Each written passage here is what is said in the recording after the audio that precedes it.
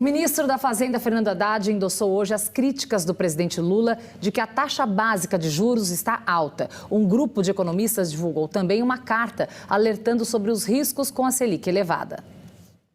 No documento, os economistas alertam que sem uma taxa de juros razoável, os investimentos perderão para as aplicações financeiras e as remunerações do trabalho e da produção vão perder para a especulação.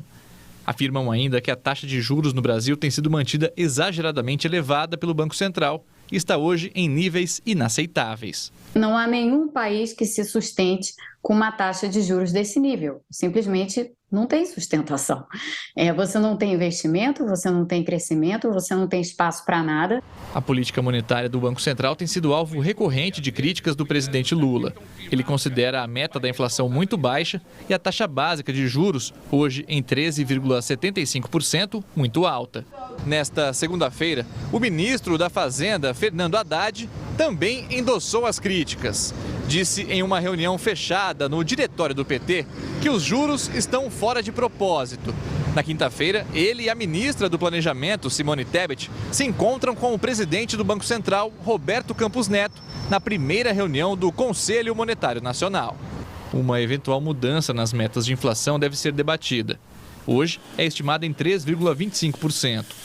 O governo deseja aumentar a meta já este ano. Uma mudança de meta nesse ambiente, inclusive sem a apresentação de um novo arcabouço fiscal, de uma nova forma de se conduzir os gastos públicos, também seria inócua, porque no fundo vai apenas transmitir essa imagem, de uma tentativa forçada de reduzir os juros, o que de certa forma vai ser interpretado assim pelos mercados e gerar aí uma pressão na própria curva, nas próprias taxas de juros futuras.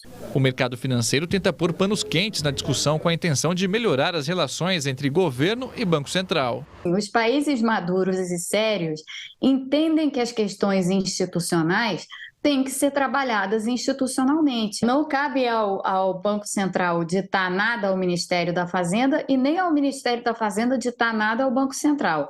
Cabe a essas duas instituições trabalharem juntas para que exista a coordenação necessária entre política fiscal e política monetária.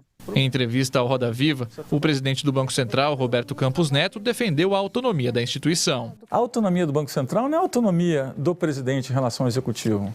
Também tem uma autonomia que é muito importante dos diretores em relação ao presidente.